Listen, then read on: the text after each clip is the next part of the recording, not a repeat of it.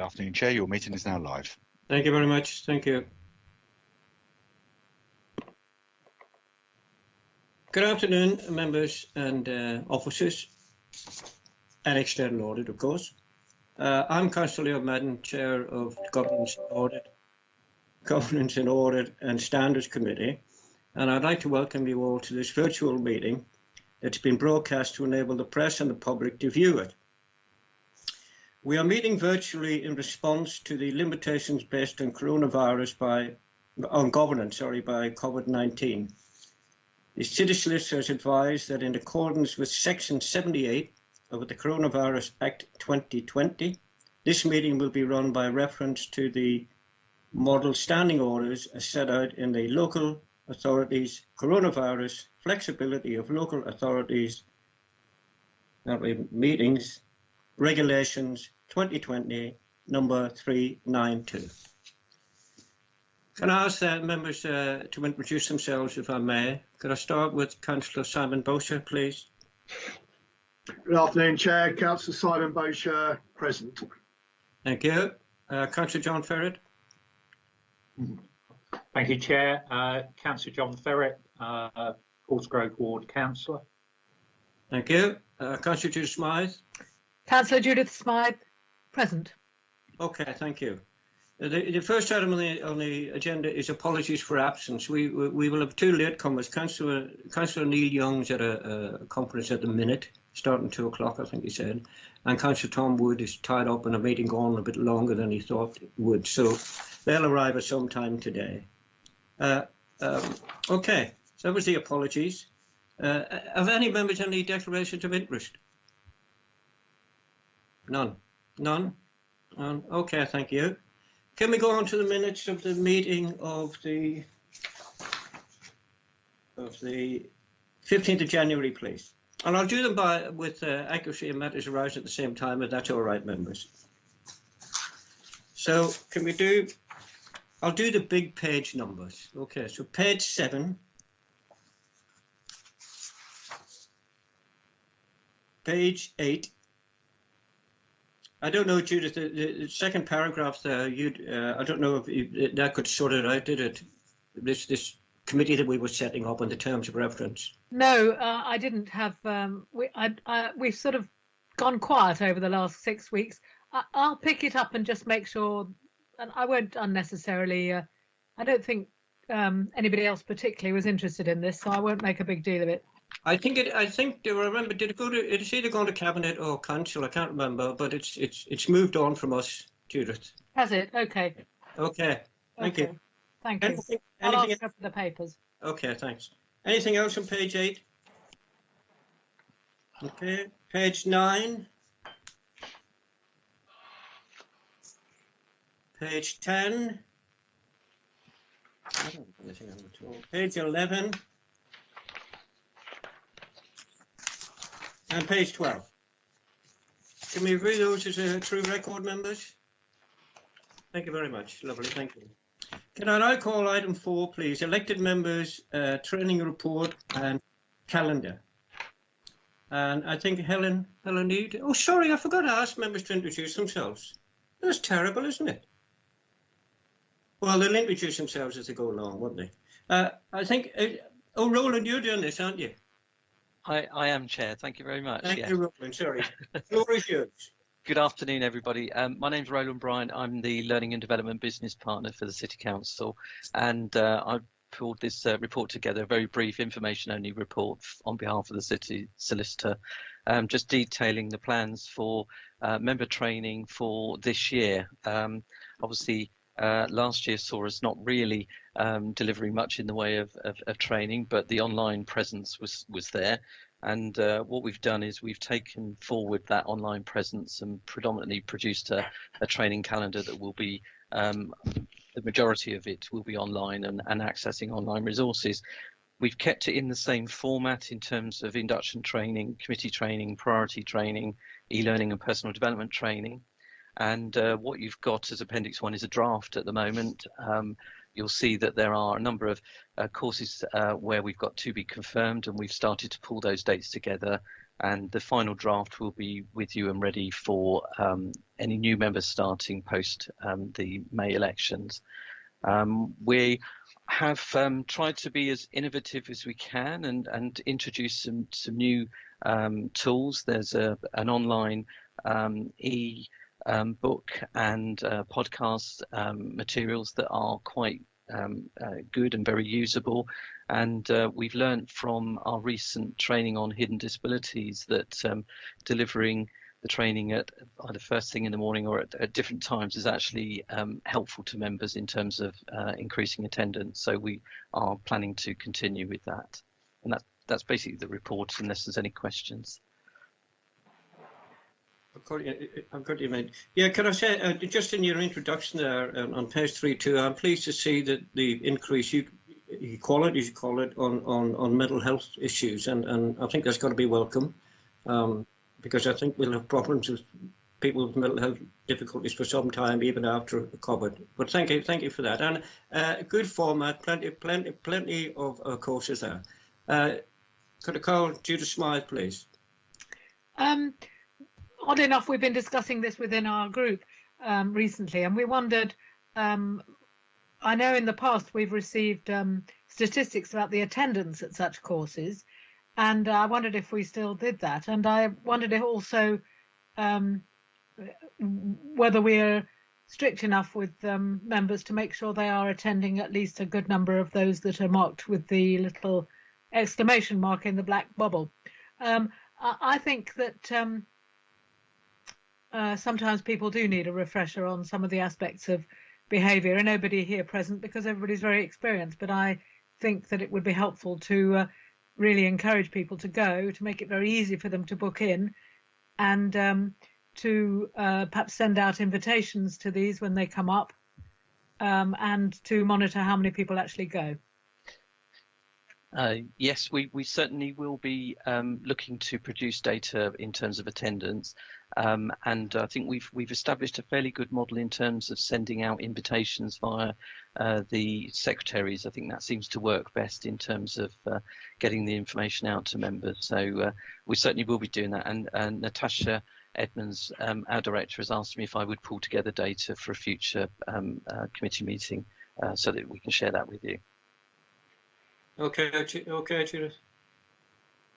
Yes, thank you. Yeah, thank you. For John, please. Yeah, thanks, Chair. Just endorse your comments in terms of the programme itself. It looks really comprehensive. Certainly a lot more on offer there than when I began as a councillor 9 years ago. So it's good to see that we are offering, a comprehensive package. In terms of Judith's point, I think that's a perennial debate about mandatory training and about priority training, and then about optional training. My view, and I think really it's probably been the committee view, is that the groups should be managing that in terms of the training. I think sharing those statistics with the group leaders is probably the best approach, he says, as an independent councillor. But I think in terms of the mandatory training, then clearly, I think if councillors aren't undertaking the mandatory training, then, that clearly that needs to be followed up with them. But also maybe those are statistics that could be more widely published. And just in terms, it's a question to Roland, in terms of the delivery of training, has there been any indication? I know it's been more limited in terms of the training that's been done, but is there an indication that you or that the council gets greater attendance by delivering online? Because my experience is that doing the training online is just as beneficial as face-to-face, and face-to-face does present difficulties in terms of when the timings are, if it's after work, if there is clearly a need to travel into the council offices. So I just wondered if we've got evidence of a greater take-up. Yes, I mean, if I speak more broadly in terms of online training, in general, I think we do see that it is making it more accessible to people.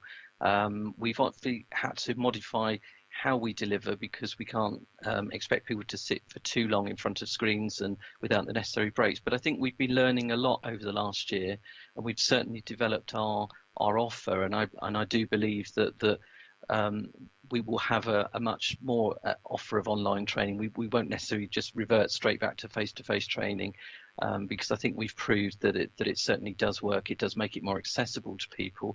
There are certain topics and things that we will probably still need to do face-to-face, and I think we're just taking a pragmatic view of that, and we'll basically, I think we're just learning as we're going along at the moment, and really sort of taking, looking at what we're doing well, what's not going so well, and then trying to sort of, you know, move forward each time after we've delivered each course. Okay, John. Okay, yeah, that's great. Thank you. Councillor Simon Bosher, please. Simon. Yeah, thanks, Chair. I think to a degree both Judith and John have stolen a little bit of my thunder with regards to attendance and also the online aspect, because certainly some courses seem to get offered during the working day, and there seems to be a tendency, I guess, for officers to think it's during my working day without necessarily appreciation of the fact that it might be a working counsellor's working day. And certainly for somebody like me who has to eat into my holiday for committee meetings, there is a pick and choose approach, shall we say, to some of these training courses, because again, I'll have to take time off and then I get into conflict with my family. By moving it more to online, sort of opens up the evenings a little bit better, and I think there will be a better take up of that, particularly as John pointed out, there is travelling time, and I've seen a lot of courses that sort of run from 11 till 1 during the day that get put on by council officers. That's effectively an entire day off for somebody like me, because it goes across both morning and afternoon, and if it's in the council, I'm then travelling as well. So from a personal perspective, there is a reluctance to do the course, or certainly weigh up, is it mandatory, is it essential, or is it optional? And if it falls into the optional category, my hand on my heart, would I rather be spending that day as a day off with my family, or a 2-hour training session in the middle of the day on something that's optional? I think that decision sort of makes itself. Just going on to something else, there's a lot of mention of the Portsmouth Learning Gateway. I wouldn't necessarily know how to access that, and it seems the report puts the onus on the councillors being proactive and accessing the training via the Portsmouth Learning Gateway. And that sort of relies on the fact that all the other councillors that are not necessarily a member of Governance and Audit and Standards are actually going to sit and read a report on a Governance and Audit Standards committee meeting. And I suggest that they probably wouldn't necessarily do that. Could it be that once we get this in place, that we take a proactive approach to perhaps registering all 42 councillors with it, and sending the emails out so that we're being proactive and saying, here's your registration details, this is what it can offer you, all you need is a password, etc., rather than assuming that councillors are actually going to read a report that's buried in a Governance and Audit and Standards committee meeting, which I suggest they probably wouldn't, and an appendix for that matter as well. Then you might get a little bit more of a proactive buy-in to those sorts of things, and certainly they can see sight of the dates coming up, because they do work well going out through the member secretaries, that sometimes they'll come out at a fortnight's notice, say in a fortnight's time you've either got 3 till 5 on this Wednesday afternoon, or 6 till 8 on the Thursday after, that sort of approach. And again, when you're talking about councillors that have full-time jobs, you can't easily give them a fortnight's notice to take an afternoon off if that's what they choose to do. So in essence, can we look to be proactive in getting the councillors to sign up rather than expecting them to do something because they've got plenty of other things they can be doing it. And certainly I endorse John's comments. The more that we can move online so that people can sit at home and do it, probably the more buy-in you're going to get to the actual training, in my view. The only other moot point I'd make is that you've got both the planning and the licensing training with a black exclamation mark or a white exclamation mark about it. And it sort of says high importance and is essential. I'd actually use the word for those as mandatory, because as I understood it, you can't sit on either of those two committees unless you've done the training. That's certainly true of planning, but I think it's true of licensing.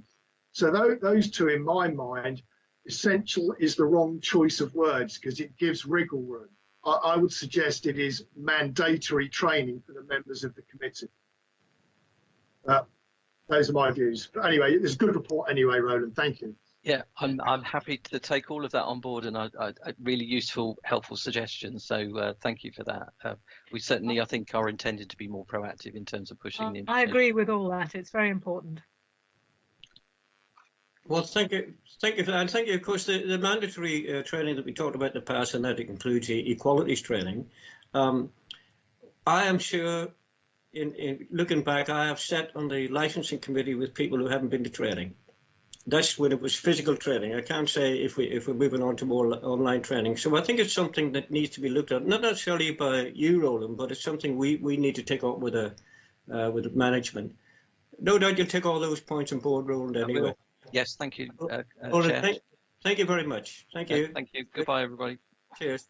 Are we okay then to note that report, members? Yes, we are. Thank you very much. Thank you.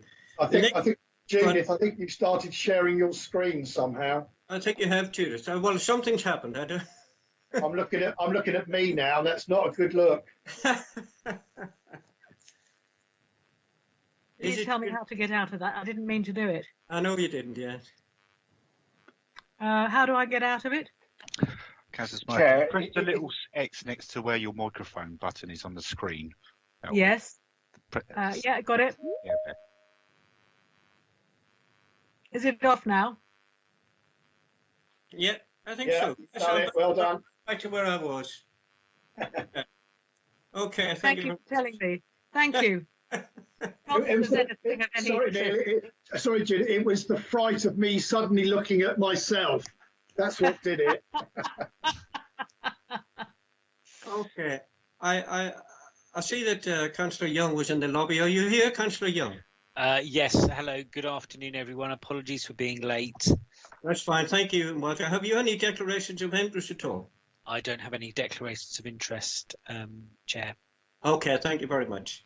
We now move on to item 5, which is the internal audit plan for 2021. I think that's Liz. Is it Liz?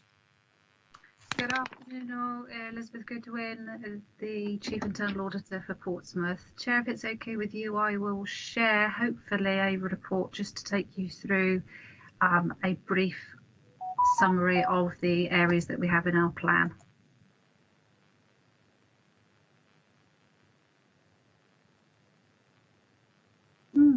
Says she. Sorry, I will just double check where I have put it. Okay, I now have it.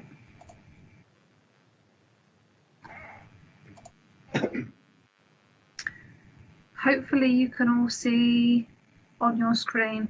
So in relation to the annual audit plan, there are discussions with all directors and all key individuals prior to formulating this plan. The current year for 2021 we have kept reasonably fluid, and it is envisaged that we will actually keep this one fluid as well as things progress, and because obviously we are not entirely out the woods in relation to COVID.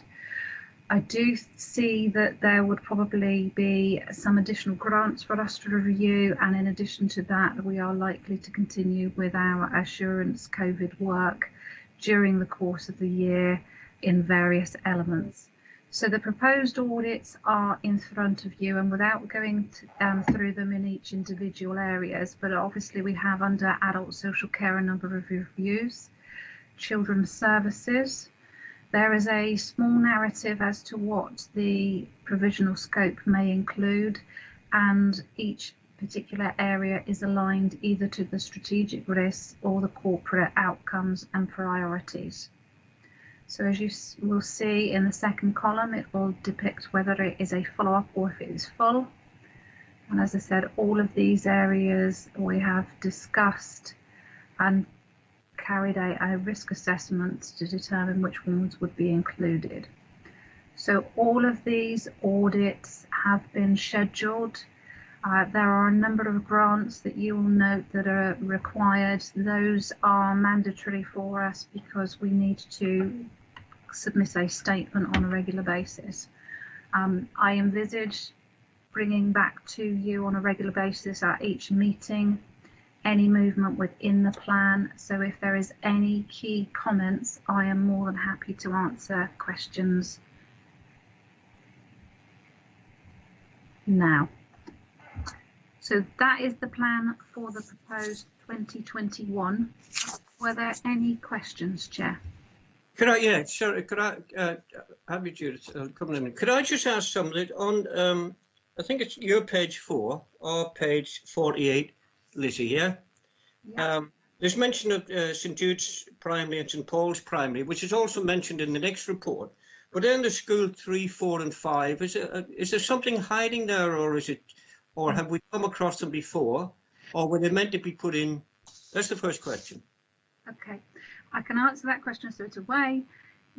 Both of those particular schools were in the current financial year's plan, which is due to close down at the end of March. However, due to resourcing issues and practicalities with being able to undertake various audits, they have both been moved from the current year's plan to next year's plan, which is why they are already named.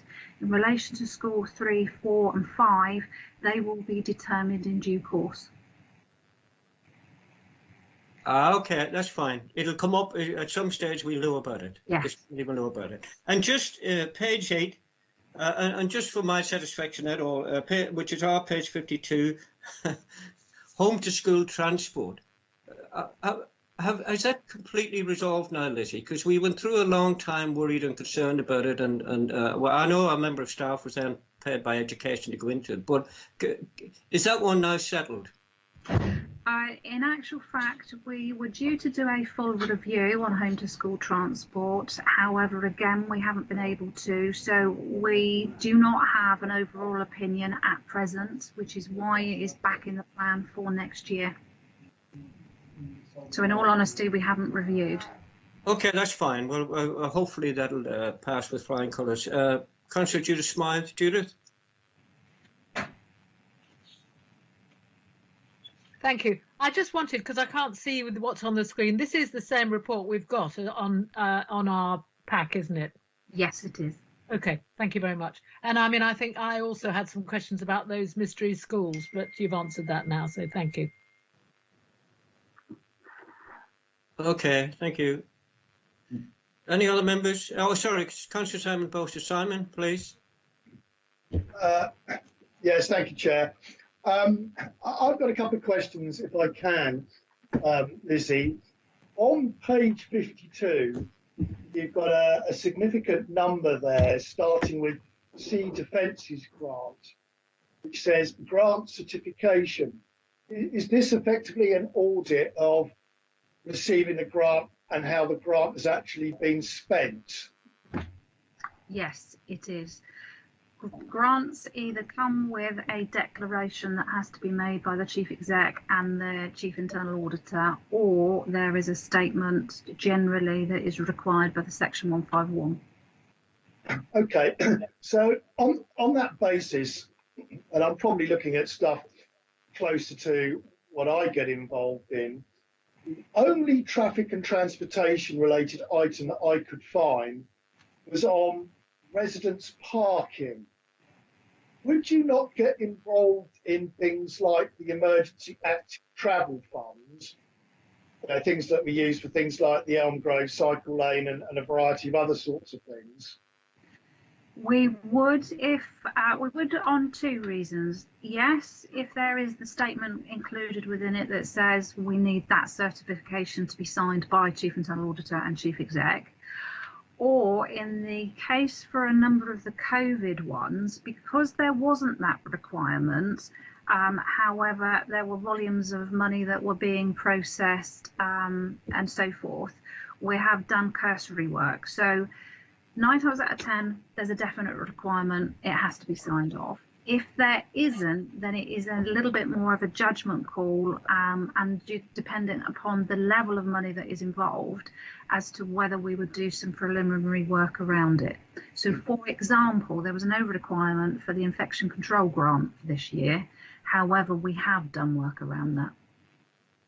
Well, I mean, I'm not seeking to change your programme, far from it, but with the amount of money that went into the Emergency Active Travel Fund, where it was spent, and I think it's fair to say that the success has been generally mixed in its approach. I would have anticipated that some sort of internal audit on that might have featured in your programme for 2021-22, because it obviously is of significant interest to the general public as much as anything else. I will make a note of it, Councillor Bosher. I do envisage there's going to be an awful lot more grants that will pop up throughout the course of the year where it becomes transparent that we definitely need to sign them off. There was a significant increase, for example, for this year. We went from something like on the Portsmouth side approximately 7 to 17. So yeah. So I'll make a note. Yeah. I will double check and we'll have a look. Chances are you're going to see several extra ones come up throughout the year and being added, and we'll have them in our progress report to inform you. So all the extra money the government gave us to support Portsmouth is going to give you a headache, is it, Lizzie? It already has, unfortunately, but that's part and parcel of the job. No problem. Thank you. Okay, thanks, Simon. Councillor John Ferret. John, please. Yeah, cheers, Leo. Lizzie, I haven't been able to compare this with a previous plan. Maybe I should have, but it just looks like a large programme of work, and clearly, I think you just touched on resources, but it would be helpful to know in terms of the resources available and whether that's then credible in terms of delivering the plan. And I suppose if not, are there priorities, or how would you prioritise from this programme of work in circumstances where you didn't have the resources? The resource at present, there's an assessment each year, and I have sufficient resource to cover as long as there aren't large variations, for example, perhaps redeployment, long-term sickness, maternity leave, and so forth. So I would have the resource. What I do, though, is I have to align its requirement of the public sector internal audit standards, the plan, to the risk exposure and strategic priorities. So what I would do is I would go back through the plan if there was any resource implications and look at areas where I could either remove because there had been a flux potentially in the risk, or look to reduce the scope of that particular review. Grants, to be honest, I don't have any wriggle room on. They're either going to be required or they're not going to be required to sign off. But there's an awful lot that is in the plan, for example, for this year, where we backed down slightly in relation to some of the fundamental systems because they are inherently audited year in, year out. And for 1 year, I took the decision that I could actually flex some of the tests that we undertake, but for 1 year only. So again, that would form part and parcel.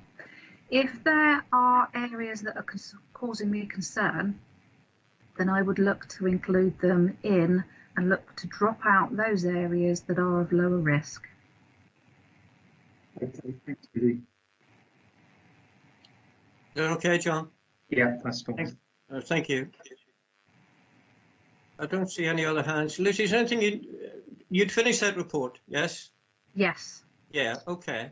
I don't see any other points members want to make. So can we accept the recommendation that we approve the proposed internal audit plan for 21-22 as set out in Appendix A? Is that all right, members? Agreed? Agreed. Thank you. Thank you. Item 6, audit performance status report. Lizzie, you again.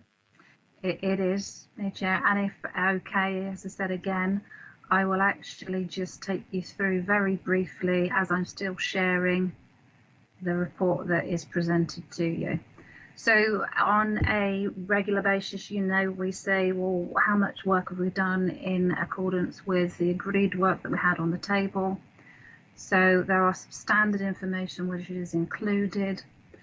As at the 18th of February, we have 63 items of work, and we have, actually, no, we have more than 63 items of work. We have a number of audits, and we have completed 63. So 70% of the work has been completed. We have a percentage there that is obviously in draft work in progress, and a tiny amount that was identified, i.e. hadn't commenced. I believe in actual fact everything now has been commenced and we are just working through.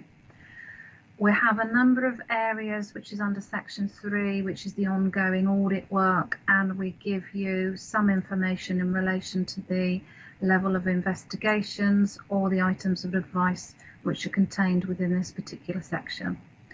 We've been supporting the organisation in relation to kind of critical activities during the COVID period, and obviously a number of staff have been redeployed. And one of the questions that I think was presented by Councillor Smythe, which was a number of meetings ago, was to have a bit of clarity around potentially how much loss of time we had incurred either at the beginning of the year or throughout. And there is a small element noted in the report, just trying to see where it is now, that actually shows that we had lost some time.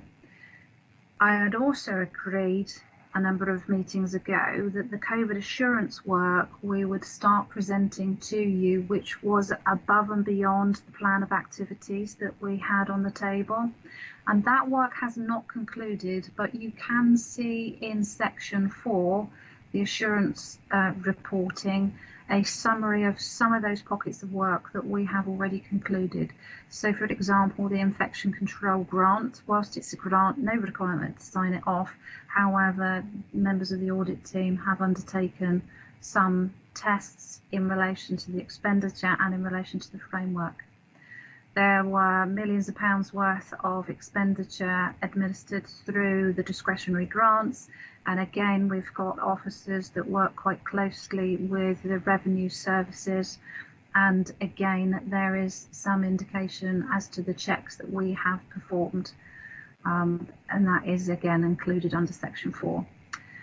The income loss compensation claim, which is in various stages, it was useful to have an independent assessment in relation to the figures that were being collated and determined on the accountancy side.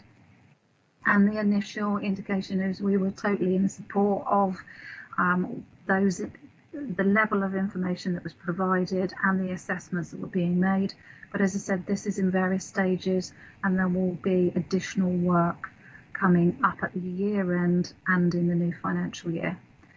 We've also got there the business rate verification, where again these were in relation to grants, and the final area at the moment that was concluded was also in relation to commercial rents. So those are all under section 4. In relation to section 5, any significant changes, you will note that there are a number of audits that have been added to the plan. And there are unfortunately a number of audits that have been removed from the plan, the majority of which are because it is quite difficult to perform some of the tests without physically going out on site. And so for each particular review, a risk assessment is performed, and where it is deemed impractical for us or unsafe, or it would breach government rules and regulations at any rate, we have moved a number of the audits, and they will be undertaken, and they would have shown in the previous report. So that's under section 5. And we have there Portico, and where there were a couple of audits, and on the SLEP side where a number of the audits needed to be amended to take on board some additional work they prioritised and we needed to perform. Areas, and there's no new areas of concern, and the assurance levels there are normal to be included, as is the exception risk rankings. So in relation to the audit work that we have completed, you have summarised versions in section 9 onwards, and I'm happy in due course to take any questions. And there is a summary in relation to the grants that have been performed and sign off. What wasn't included in the last report was a summary in relation to vessels, so it has been included in this particular one. And then we have follow-ups. So section 11 onwards will narrate as to whether we have performed the follow-up in a particular area, and you can see what the original assurance level was and now what the residual assurance level is following any follow-up reviews. So you can actually see whether there has been good movement or not in all of those cases. For this year, we had introduced, and it's envisaged will continue as well for next year, that where there is an exception that is open, even following an initial follow-up review, that we would put it back on the table and carry out a second. I do not envisage us undertaking a third review. What would happen is all activities would go back into the normal pot for an assessment as to whether a full review should be performed. And so this particular section shows you the results of follow-up work and their latest position. So contaminated land, as an example, will go back in the pot to be considered, I think, not for next year's plan, but for the following years. And section 13 shows you which reports are in draft as at that particular date, and audits that are in progress. But then again, that also was as at the 18th of February. So I will cease sharing, Chair, but I am happy to answer any questions you may have. Okay, thank you. But I have a couple of people who want to ask questions. Lucy, could I ask you, on relation to the grants for COVID that the council have received, you do say in your report there's no requirement for internal audit to verify the amounts or type of income losses, for instance. That's on the income loss compensation. On the business rates, some money has been got back. But what you've seen so far, because you've got a bit of a report here, is the setup that we've got robust enough to deal with potential fraud? The arrangements that were put in place for the various pockets of grants, in actual fact on the Portsmouth side, have been pretty robust. What we have experienced, and bearing in mind I've got exposure across a number of unitaries, is that there has been organised crime that are very astute in how to take advantage of situations of this nature. So from a Portsmouth perspective, good sound framework in place. Yes, there are some examples of where we're not entirely happy. However, the percentages are very low. I think until we've done all exercises, I wouldn't be able to kind of confirm and go beyond.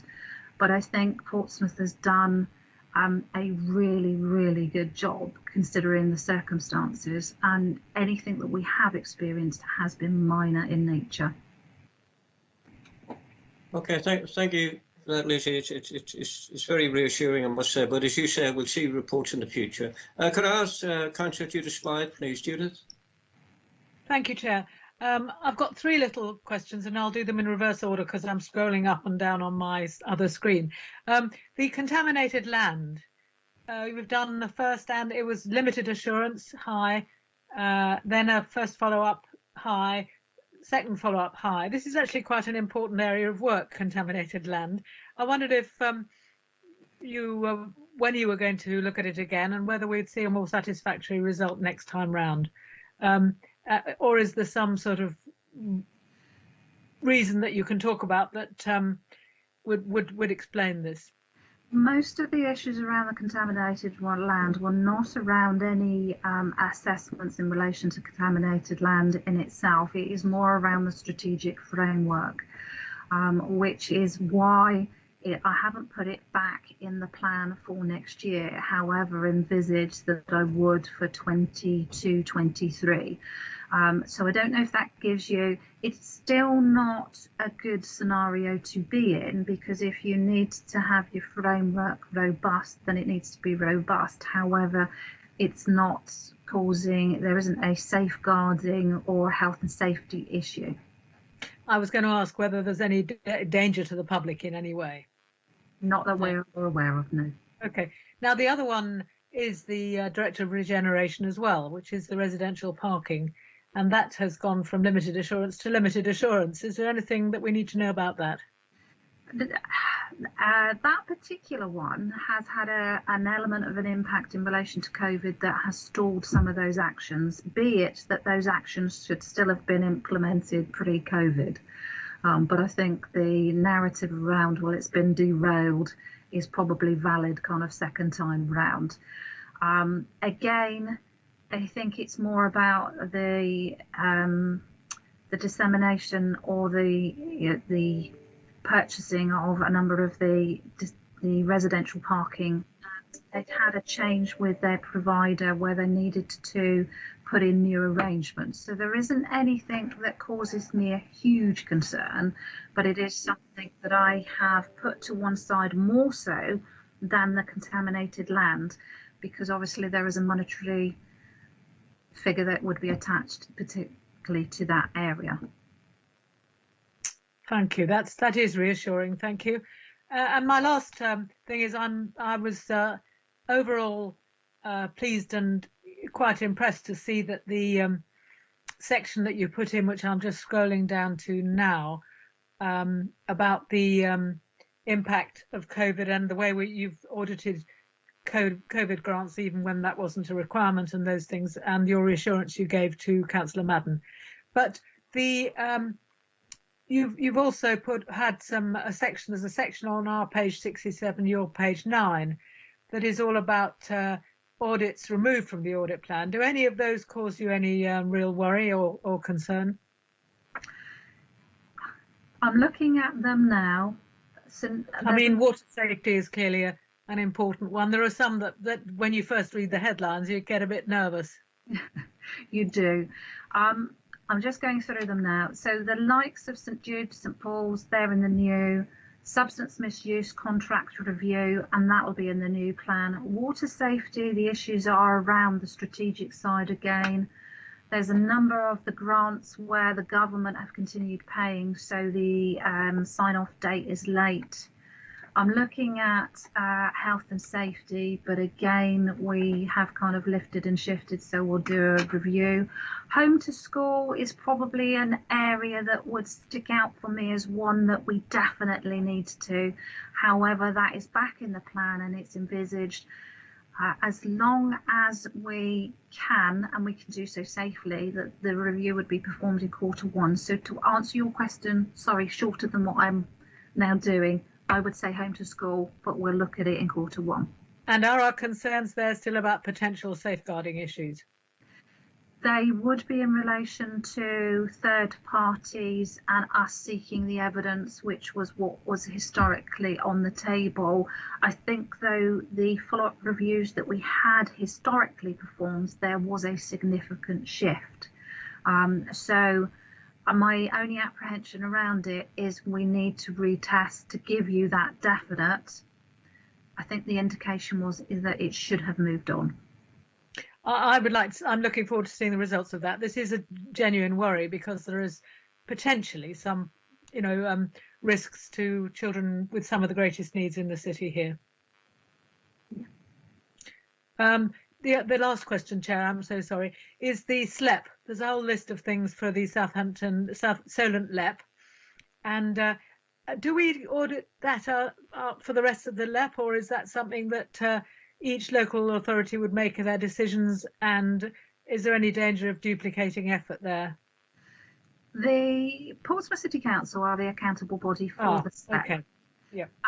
There isn't a requirement. However, because we are the accountable body, it's good practice to have some exposure. And the chief exec of the SLEP a number of years ago, under a service level agreement with us, so they've been having regular reviews which get reported to you. And the only real reason there has been a lot of movement and audits taken out is they had a lot of grant work that came in.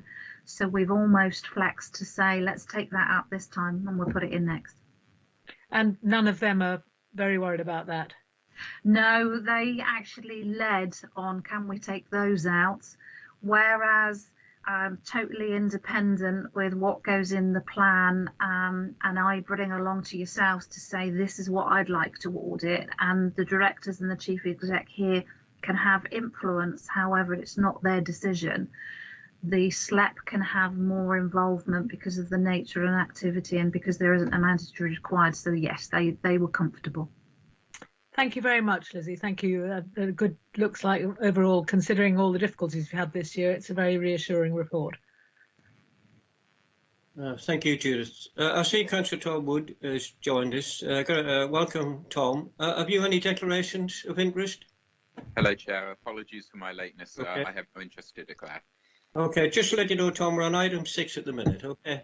That's very helpful. Thank you. Yes, thank you. Councillor Simon Bowser, please. Simon.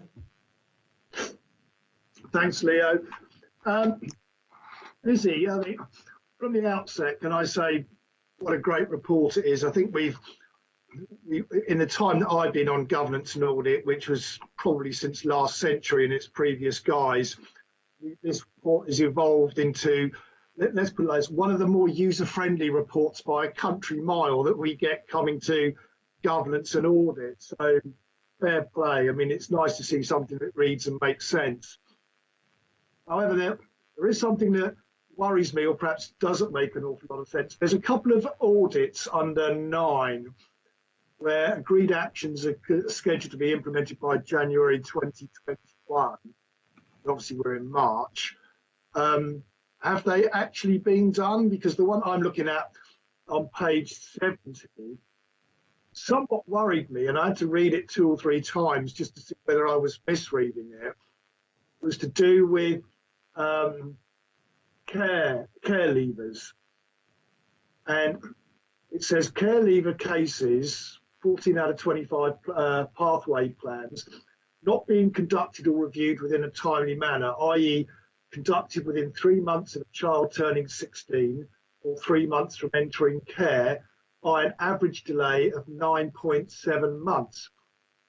Now, am I reading that something that should be done within 3 months is actually taking almost 10 months? Or is that actually 10 months plus the 3 months they're already missing? So it's over a year that they're actually missing this by, because that would seem to be somewhat worrying. And I'm just looking to see whether that's actually been implemented now, because I just think, as I understand it, the agreed actions are usually determined largely by the departmental manager putting in place the timeline by which he or she is going to achieve compliance. So care leavers was a review that was undertaken a number of months ago, and this is the first opportunity to bring it to you. I think we went to issue, but actually then went and did some further testing when something actually was resolved and we thought it hadn't been. So there was a slight delay. So the fact that they've got an implementation of January 2021, we don't know yet because we haven't done the follow-up, but that would have been quite feasible because I think from recollection we concluded this before Christmas, around the Christmas time. But as I said, it's the first time that we've really been able to kind of perhaps pull it together and bring it to you.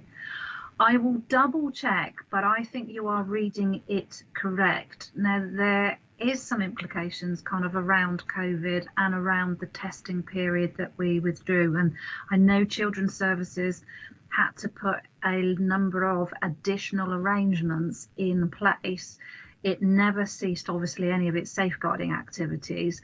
But for those where there were the safeguarding wasn't of an issue, it needed to come up with alternative ways of getting to see children and having that regular support.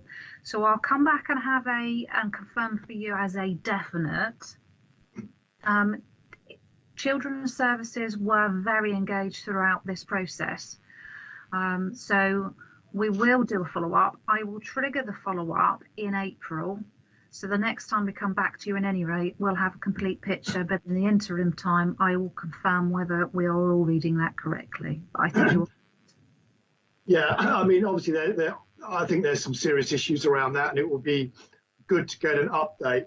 The same applies on page 74 to contract for pilots and director reports. Again, that one, agreed actions scheduled for to be implemented by January 2021, and the same sort of question applies there.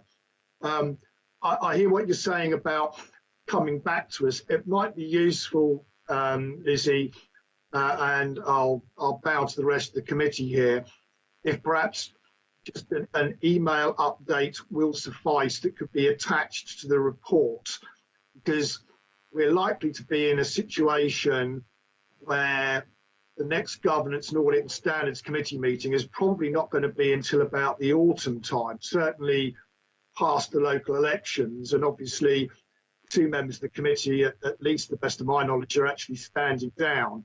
And it would be useful if we could have, albeit an email circulated to the committee members, to give a view on both of those, that yes, they have been implemented and the new procedures are in place at the very least. I'm not looking for chapter and verse. It's just that obviously we're sat in March and they should have been implemented 2 months ago. And if there are reasons why they haven't, it would be useful to know those as well. But I'll leave that up to the chairman to determine. But I think it's something we've done in the past where we've had an email follow-up on these sorts of things. And I think, given the nature of the fact that it could be 5-6 months before this committee meets again, I think certainly with the care leavers one, it would be of comfort to know that there are new procedures, they have been implemented and things are working well. That's not a problem, Councillor Bosher. I will give you an update via email if that's what is agreed. Chances are they have implemented, we just have not gotten back to it yet. That's fine. Up to you, Chair, if you're happy with that suggestion. Absolutely, absolutely. We've done it before, and it'd be nice just to. There are 3 members stepping down. Are there 3? I didn't know you were stepping down, Leo. Yeah, well, there you are. You never know everything. Judith Smythe. Judith? My concern is on that one. It's the last sentence of the care leavers, particularly the timeliness of case supervisions, evidenced by internal audit for 14 out of the 25 sample cases. I'm just very worried about the underlying systems there and the whether or not that is something we ought to be very worried about, or we can afford not to be too worried because things have been put right and there haven't been any disasters. So I think if you could include that in your reassurance, Lizzie, I'd be very grateful. I think you're right on that one. I think the first instance is to understand whether things have been done by the date set, because as I understand it, the management team there will agree the timeline. And of course, the obvious question is, if they haven't met the implementation by a timeline that they determined, then you want to know the reasons why not. I suggest the word COVID might fit there somewhere. But having said that, I think there is something that needs to be drilled down into a little bit more here. And it may well be, and it's probably going to be for probably a newly constituted committee, but it could be something on the back of the email that we agree to take as a separate item at a future meeting to look at this particular audit and issue as a singular report, shall we say, rather than through internal audit. Okay, Lizzie. Okay, that's taken on board then. I don't have any other members indicating, so can we move to the recommendation then, which is that we note the audit performance and results for 2021 to the 18th of February 21. Is that okay, members? Thank you. Can we move on to item 7? This is Lizzie again. Data security breaches. The floor is yours, Lizzie. Thank you, Chair. And in actual fact, Helen Magri is also in attendance. Good afternoon. That's fine, thank you. This report, which we had amended, is the second report we have brought to you in this particular format. Helen will know all of the finer detail and will be able to answer any questions I think that you pose. However, it is to give you an update from the last reporting period to date of any breaches that we have had, which areas those breaches have occurred, and a narrative around or an indication around the nature of some of those breaches. So there are several pages there, as I said, following on from the previous report that was presented to you. Towards the end, which is on page 100 onwards, you have a summary of all of those particular cases, as I said, since the last reporting period. It wasn't going to go beyond that. Helen, I don't know if there is anything you wanted to add. Only to say in that period, you'll note that there weren't any breaches that met the threshold for having to report to the Information Commissioner's Office. We don't have any outstanding cases with the ICO at the moment, which is good news. And you will see that the root cause of the vast majority of those breaches was human error, and the majority of those were caused by emails being sent to the wrong recipient. But I think we mentioned at the last meeting, we have got some measures that will be coming into place with the Microsoft 365 apps that will help us with some control over that. So there'll be pop-up messages that will appear where the system detects that certain information is contained in an email, or there's a certain format to the email that will prompt the sender to check various things, check the sender, check the attachment. So that will be coming along later in this year to staff, so that will be very helpful. Okay, thank you, Helen. Thank you, Lizzie, for that. I don't have anybody indicating. I have no questions or points on this, but Councillor Judith Smythe. Judith, please. It's just a question, really. I mean, there are quite a lot of these human error things in children's services. Would it children's, family and education, where, of course, confidentiality and so forth is really important. Is there a systemic problem behind that? And would any of that be to do with COVID-19? Lizzie, yeah. Sorry, you go ahead. Sorry. Funnily enough, we had at the Information Governance Board, to which Helen chairs and I attend, it had been identified a number of months ago that there was a higher level. Internal audit, so putting a kind of the other hat on, undertook a review which we are yet to brief back to the Information Governance Board. However, we looked at the nature of the breaches that had occurred, and there were no particular patterns, which was a tad frustrating. They had undertaken a number of actions every time there had been a breach that had occurred. It does make it difficult when there is no pattern that's that underneath. Yeah.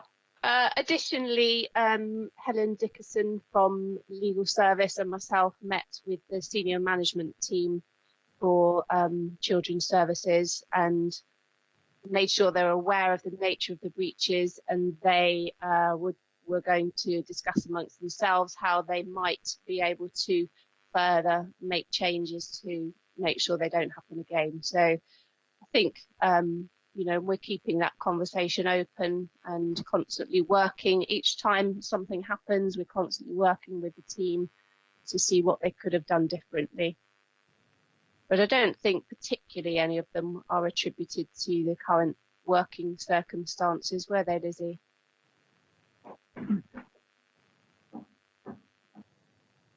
Okay.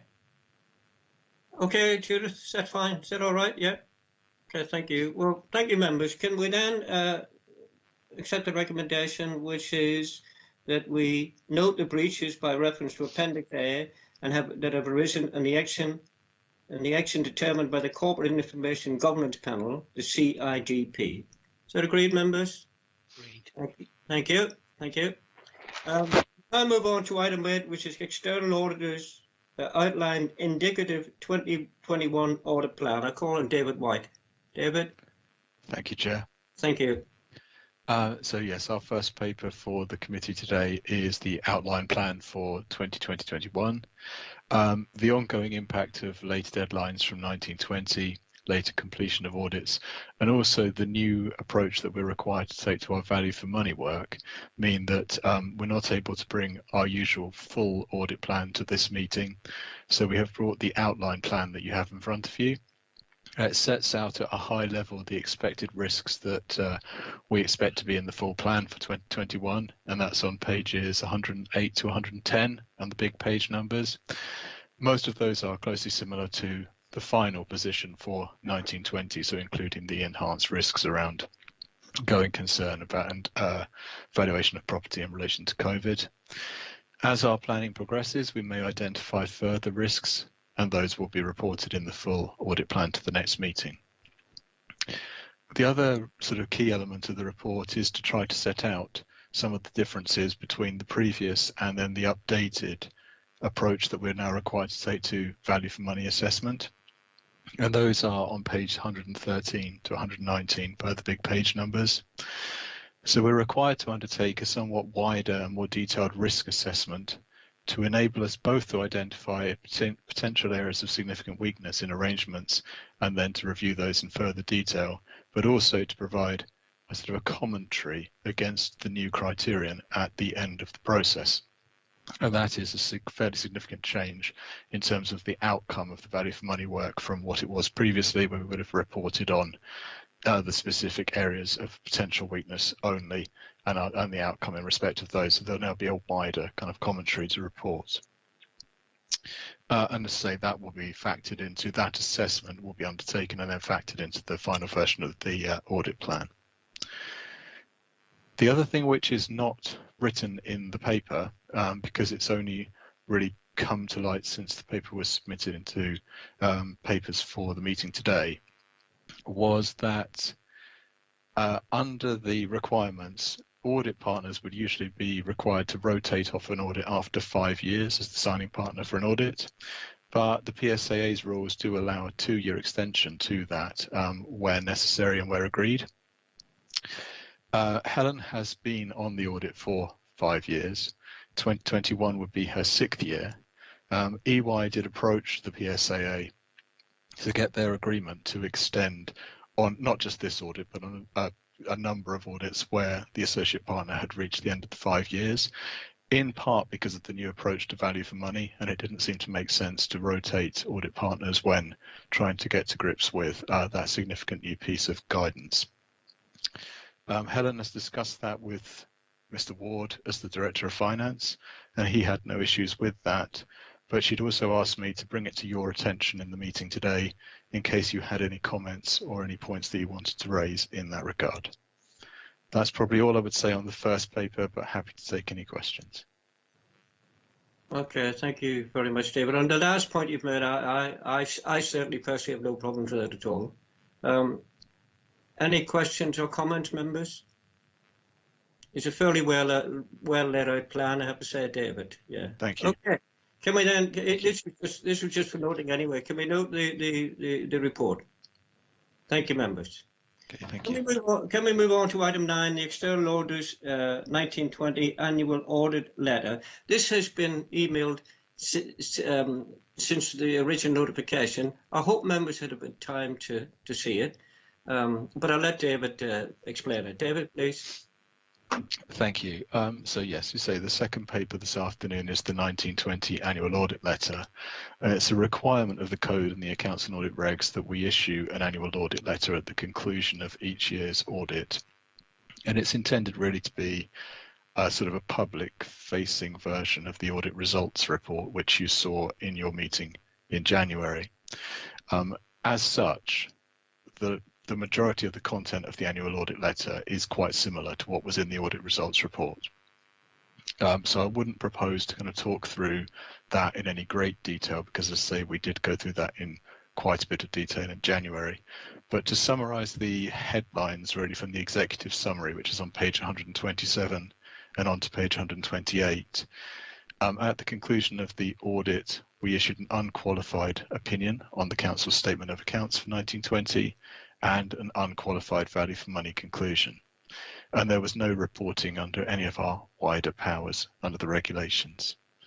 The one thing which has been completed subsequent to the meeting in January was our work on the Council's whole of government accounts submission, which is a separate submission made containing much of the same information as the kind of headline financial statements to enable the consolidation of the accounts at a departmental level.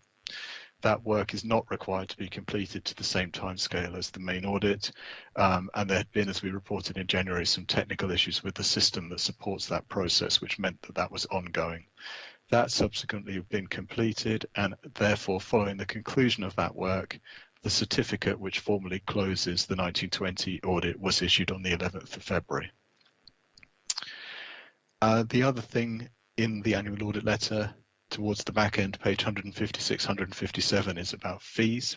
And really there are two elements there. There's what's described as the scale fee rebasing. So the PSAA, when they launched their consultation on 2021 fees, really sort of put it into the hands of auditors and local authorities to discuss the subject of audit fees.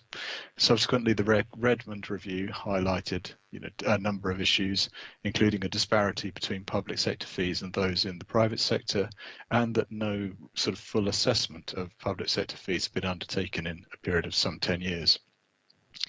We therefore did an exercise to review changes in risk and regulatory requirements over that period, and we held constructive discussion with Mr. Ward around that, but he felt quite understandably that that was more a matter for the PSAA to decide, so that fee was not agreed and that will go forward to PSAA for their consideration.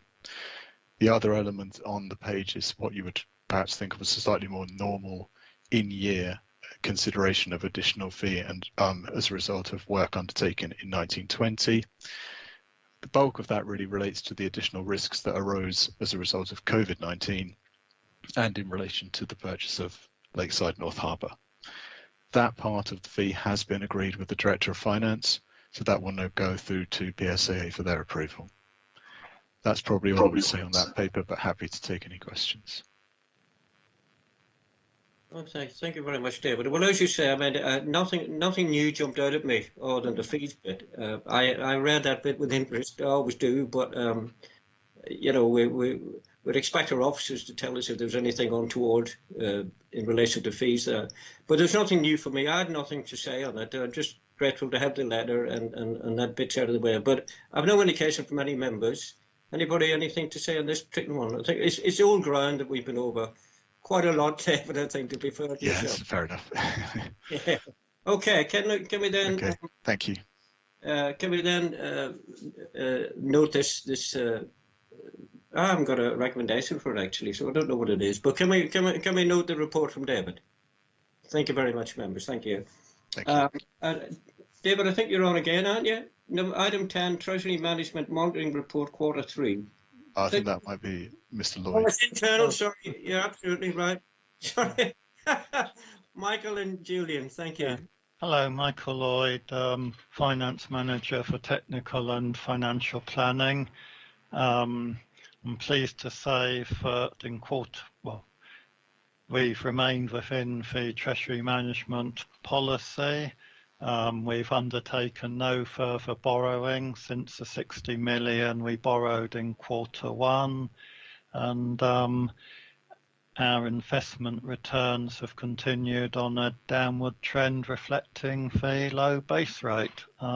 Happy to answer any questions. Thank you, Michael. Any questions, members? Any points? No, I think you've got away with that one, Michael. Okay.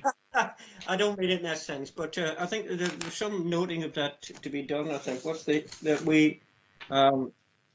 note the Council's Treasury management activities have remained within the Treasury management policy 2021 in the period up to December last year, and two, that the actual Treasury management indicators as at 31 December 20 set out in Appendix A be noted. Okay, members. Thank you. Michael, you're doing number 11 then, are you? Yes. Number 11, which is Treasury Management Policy 21-22. Yes. This report will be going on to the Cabinet and the City Council, and it's brought to this committee for scrutiny.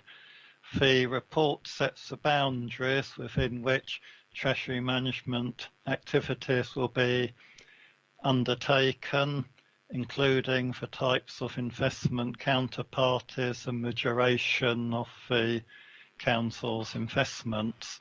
The policy is the same as it was for 1920, with the exception of the recharging of borrowing costs to the housing revenue account.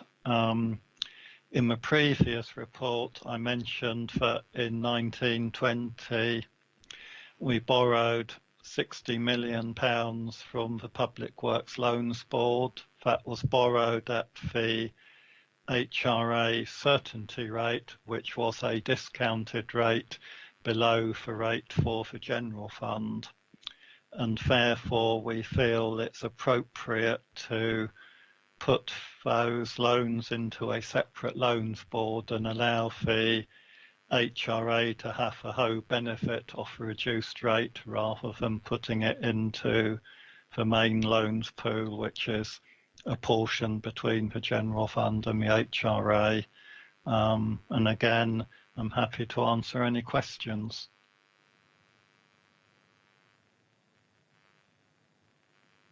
Yeah, thank you, Michael. I was looking to see where I could find that, but that's the bit that jumped out at me, I must say, which seemed very interesting and indeed the best way forward. Do we know then what the savings might be to the HRA account?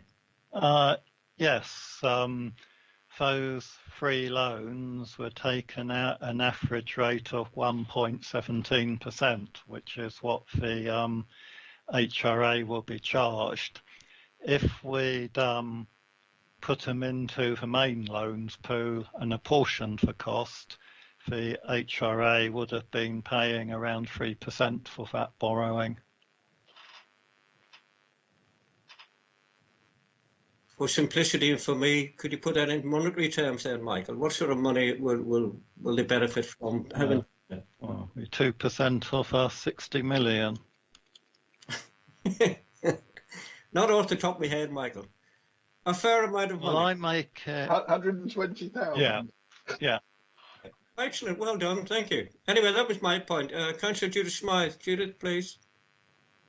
Taking these reports together, and I suppose I should have put my hand up or more quickly for the last report. Is there anything in here that worries you particularly about areas where there's been significant movement, particularly where that might be to do with COVID-19 and there might be a long-term trend here? And the second question, which I think may be linked to it, is that the earlier report doesn't include any movements in valuation of any property that we might hold for investment. And are we going to have a chance to have a look at revaluations and reports that might have been, and rents that might have been affected? Now, I'm not talking about HRA here. I'm talking about the other investments. Thank you. Well, to answer the first question, as far as the effect of COVID on Treasury management is concerned, In the short term, it's probably helped us a bit because a lot of government money's come our way and been paid up front. In the longer term, I suspect it will be a little bit more challenging for the council, but that will be through the extra costs that the council may pick up in the future through things like public's mental health deteriorating. In terms of the returns on investment properties, that's actually really beyond the scope of Treasury management, so it wouldn't be reported in a Treasury management report. But presumably, Chair, we might want to ask at a later date for a report on the effect of COVID on our rental incomes and on the capital value of our portfolio. Yeah, well, I would assume that's going to come forward at some stage, Michael. It won't be a report which I would be writing. Okay. Somebody else will be, will it, Julian? Chair, thank you. Yes, all I was going to say, yes, that would be a report that you could call forward from the Director of Regeneration, and it's perfectly within your remit to ask the Director to prepare such a report for you to be brought forward to a future meeting. Thank you. Yeah, thank you for that. Vicky, could you note that and put it in the minutes that we'll call for a report from the Director of Regeneration? Yes, of course, Chair. Thank you. Thank you. Any other points, members? Okay, thank you. Can we then note the recommendations in section 3 of the report? And as Michael said, this goes on to Cabinet and full council anyway, so we have a chance to go over it again. Is that all right? Agreed, members? Thank you. Item 12 is the appointment and reappointment of independent members. I don't know who's dealing with this. Helen. That will be me. How are you? Hello. I'm Helen Dickerson. I'm Head of Litigation in the Legal Services Department. I'm here today in place of Peter Bolf, City Solicitor, to present this report about the appointment of independent members. There's 2 recommendations within the report. It's quite a short report, thankfully. The first one is to increase the number of independent members that we have from 4 members to 5. And the second is to reappoint 2 of the members, Carol Damper and Diana Turner, as independent members for a further 3 years. I'm happy to take questions if needed. Thanks very much. Well, we did in our last minutes pay thanks and tribute to the independent members anyway who've turned up in our panel, so we're more than pleased with them. But the recommendation to our members is to increase to 5. Again, this goes on to full council, I understand. Increase to 5, but to reappoint Carol Damper and Diana Turner. I've only worked with Carol in the past, but I know how good they are. But have we any problems with this, members? Is that okay? Can we agree with the recommendations then?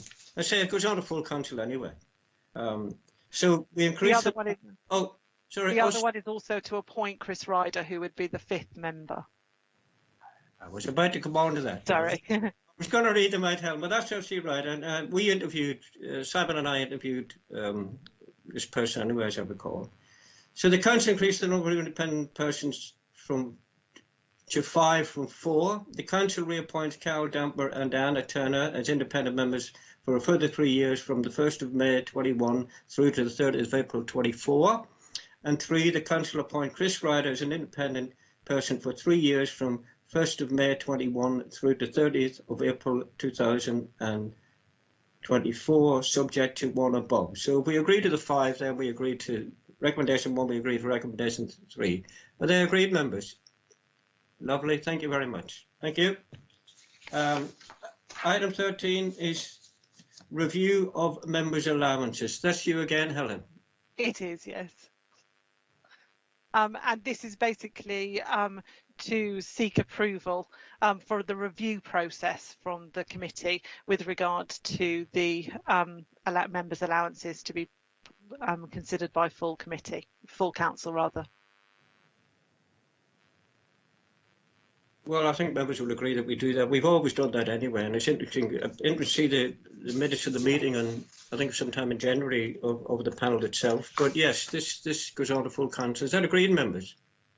Okay, thank you. Okay, Helen, thank you for that. Thank you. Thank you. Cheers. Right. Item 14 is, as I recall, the what is 14? Exclusion of the press. In case we go in, we've got two parts of the report on procurement management, the bits in the public domain, and also confidential bits. So I have to move the exclusion of the press and public if we go into the confidential bits. So if members are going to go into, just notify us that you've got questions in there, and then we'll go into the confidential bit. Otherwise, if we can, we'll stick to the white paper, or the stuff of the white paper. So procurement management information, item 15. Can I call Richard, please? Thank you, Richard. Good afternoon, councillors. Yeah, so I'll take you through, as you said, the top level report and any detail after the organ exempt session. So running through, it's largely the same as the report that we took last time in terms of format and coverage. So it covers off the three key performance areas in spend compliance, contract awards that have been made via waiver, and contract management performance reporting. In respect of the spend compliance, the report that you've received, I did look into that after that had been submitted, because the overall compliance figure, as you would have seen, had gone from 96% down to 90%. And I went back over the numbers as I was scratching my head as to why there would have been that dramatic a drop down. There was a significant row which had been wrongly allocated, which was a land transaction. It had been assigned into housing, neighbourhood and building services, and that land transaction was significant in value. The actual overall non-compliant spend for housing with that corrected is £42,000 rather than the £606,000 that have been reported there. Actually puts them up to 99% and puts the overall compliance still unfortunately below the 95% target, but puts it at 94%. So apologies to the committee for that one. Hopefully it's the lesser of two evils in terms of what I could have updated you there in respect of inaccuracy.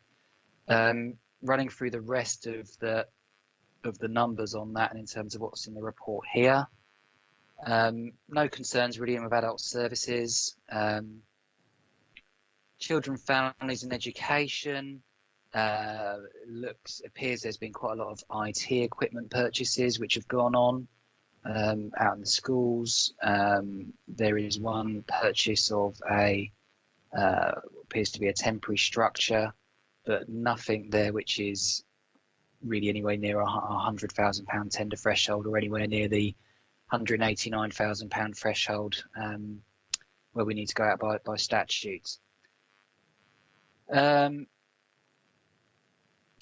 concerns with corporate services. Culture compliance is down, and it has gone down again, but the actual value of the spend is low.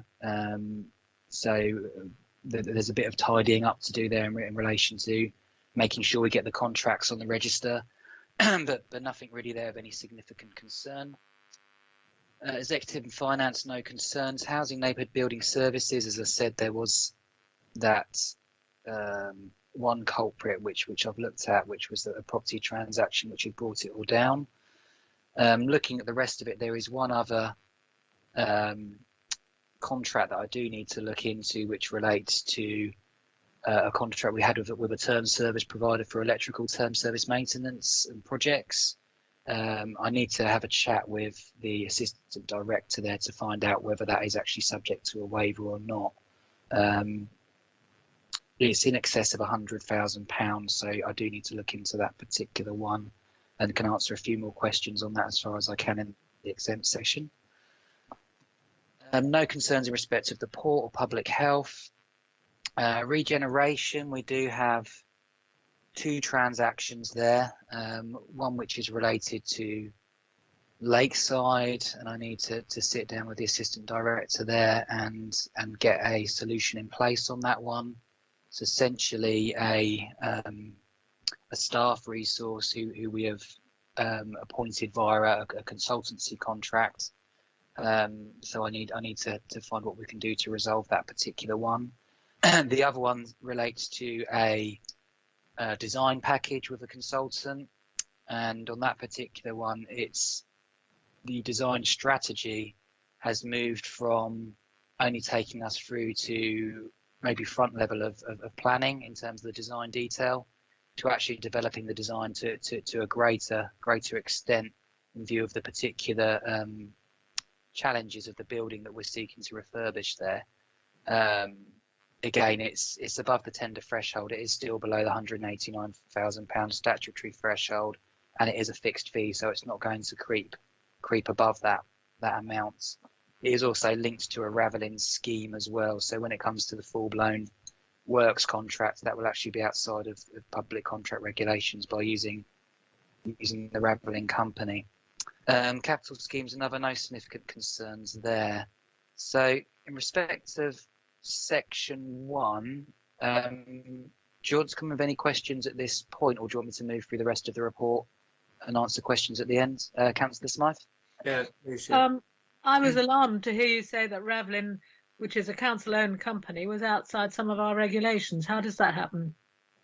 Ravelin is classed as an economic operator in the same way as Portico is. So if we utilise Ravelin to build out particular developments, and particularly developments which we're not really allowed to build out under Local Government Act because they're moving outside of what we're set up to do and moving into commercial arrangements, by virtue of that, we actually do need to use it via a private company.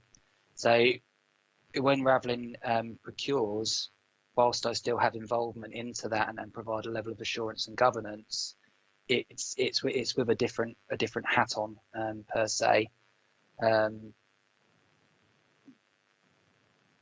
Sorry, does that answer your question, Councillor Smythe? I hope there aren't too many. I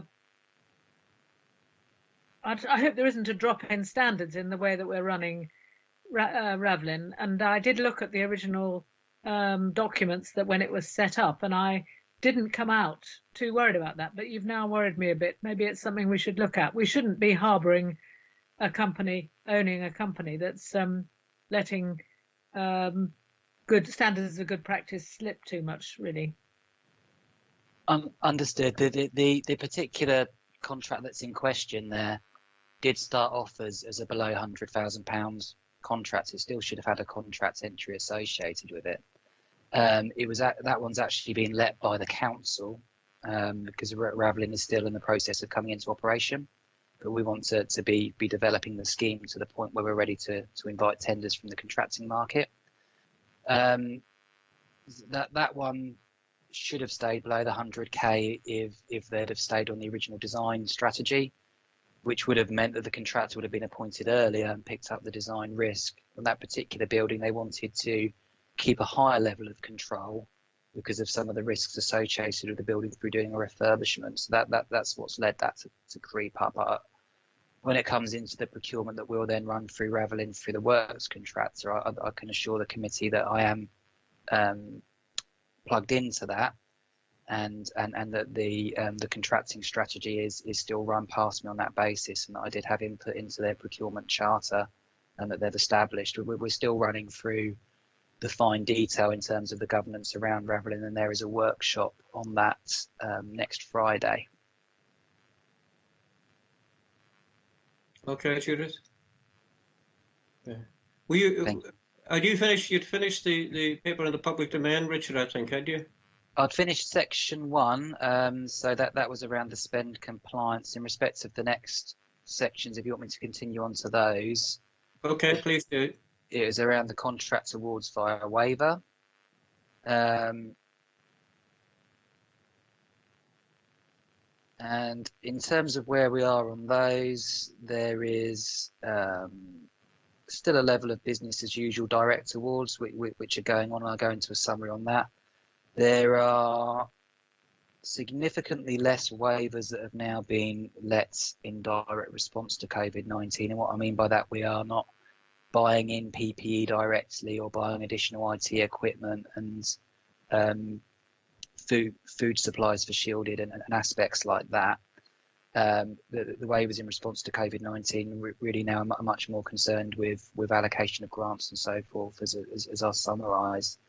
We still are having some waivers that are being agreed due to COVID-19 in respect of retender delay, but we are also now starting to see some waivers we're having to enter into due to emergency basis in relation to Brexit, unfortunately.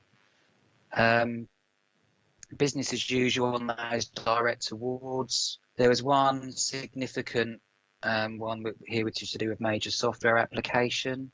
We are going to be out to tender on that one over the next year. We couldn't tender it last year because essentially we are looking at switching from one piece of software to another, which obviously comes at a significant capital cost. So we literally couldn't afford to do anything about it last year until we had the capital program in place. So that will be brought into compliance in this year. We have another one which is to do with warm homes funding. Central government has been very, very generous in respect of putting funding out into public sector for schemes such as warm homes, so helping us to get residents out of fuel poverty, helping us in respect of carbon footprint and aspects like that.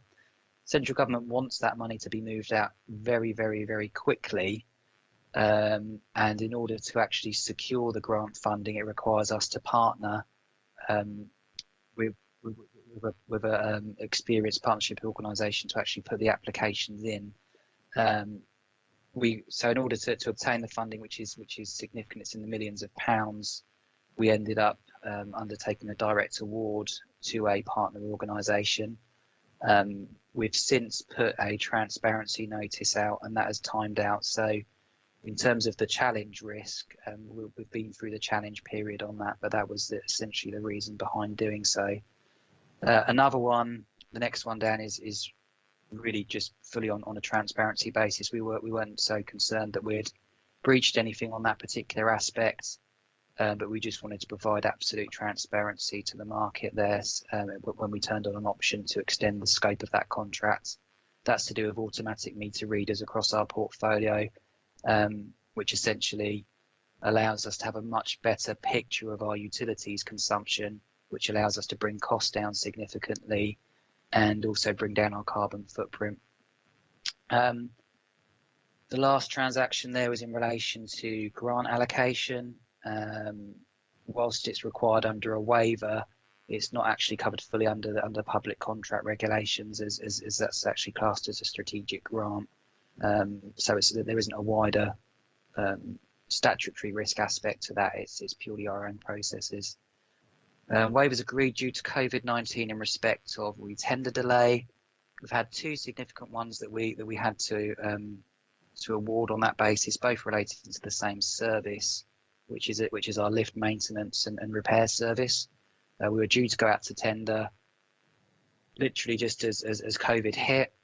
A large part of that market was furloughed on the bidder's side because it was difficult to do major capital refurbishments of lifts, because especially in residential settings, undertaking works whilst residents were in occupation when we're in lockdown was just impossible. So the bidding capacity was significantly diminished, and on that type of contract as well, to do it successfully, we'd need to be able to show prospective bidders around our properties. So unfortunately, that just made that an impossibility.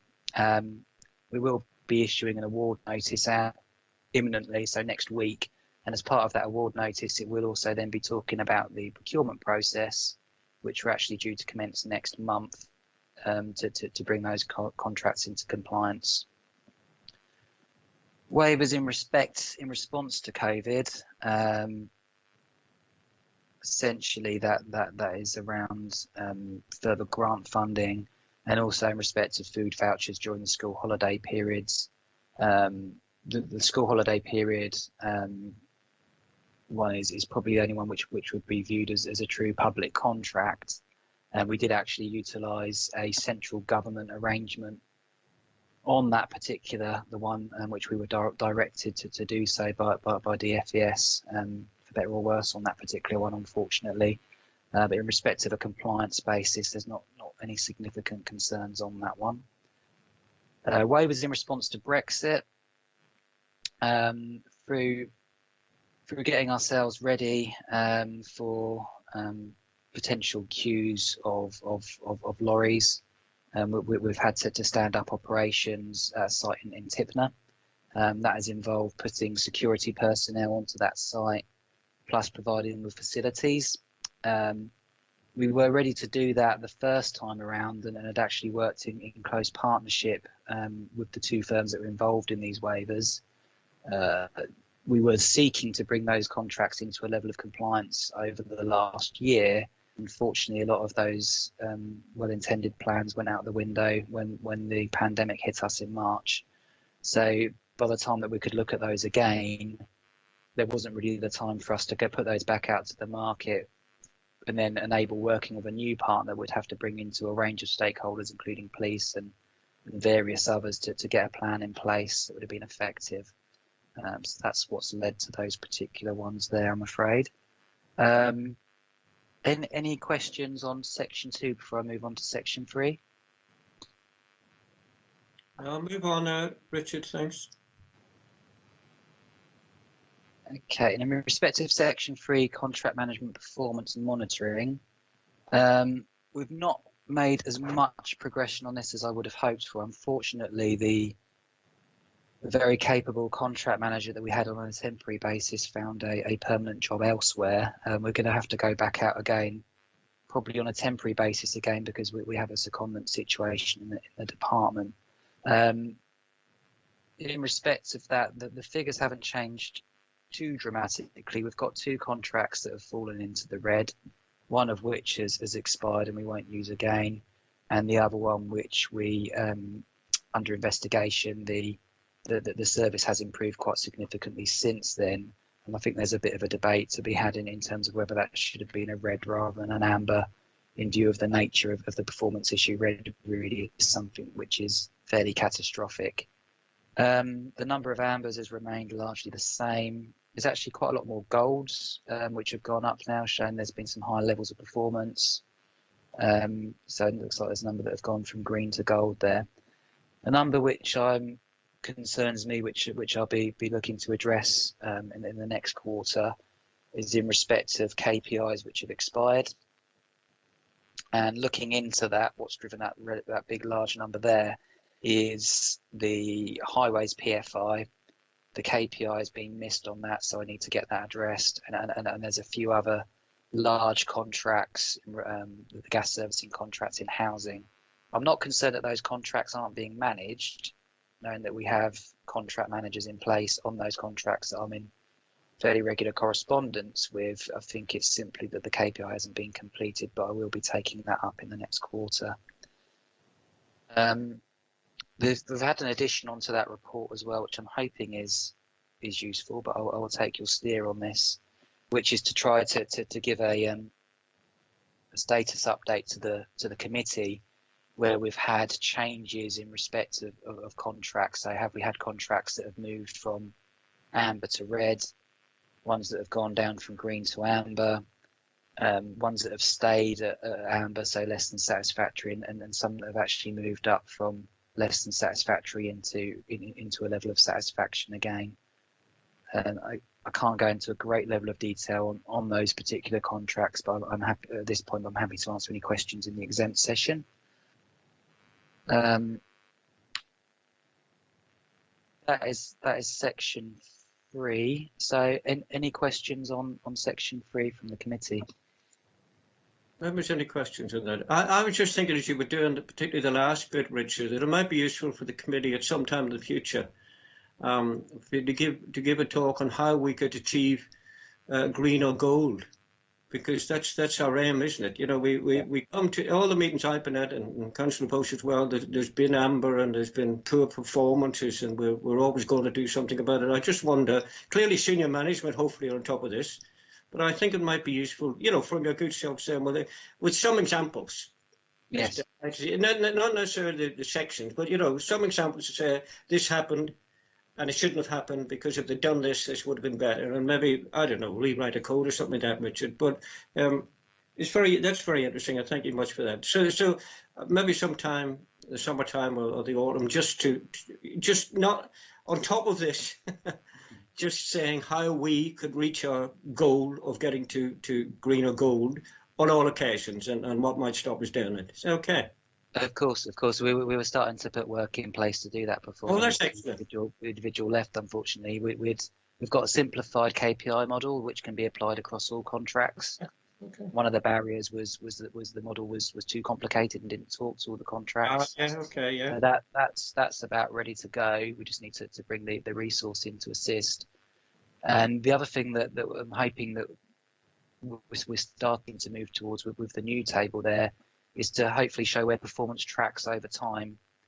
So what I'd like to be able to show to the board is, okay, if a contract is amber, did it stay at amber in the next quarter, in which case that is a big concern. If something is staying at red and we haven't done something about it, that is significant concern as well. And what we're seeking to do is to create a contract management forum across the organisation so that we can start bringing contract managers together so that we're helping each other out across the organisation. We've got some fantastic commissioners, fantastic contract managers, and we don't always bring the expertise together to help us solve problems. So that's another big thing that we're going to seek to do over the coming months. Well, yeah, that sounds very good. That's excellent, and we could feed into that perhaps at some stage. I haven't got our members. Do members want to go into an exempt session? No. We don't. Richard, thank you very much for that. It is a report just for noting anyway. Thank you for that, and we'll see you sometime in the future. Thanks, Richard. Thank you, councillors. Thank you. Thank you. Oh, well, that's the end of this meeting. Then I think the next one's in July. I would just like to thank members who aren't seeking re-election this year. Councillor John Ferret. John and I have worked together for many years, John, haven't we, on this and other committees? Councillor Tom Wood is not seeking re-election this year, and I've known Tom for many years, and I shall miss him on the council as well as I'm here for Tom. But Tom, thank you very much for that. And Councillor Neil Young, thank you for him. At one stage, you remember, Neil, you and I were the only two at the committee meeting or the pre-meeting. Well, thank you all very much for your work, and I'll see you whenever. Thank you very much. Cheers then. Thank you. Cheers. Bye. Thank you, everybody. Thank you. Thanks.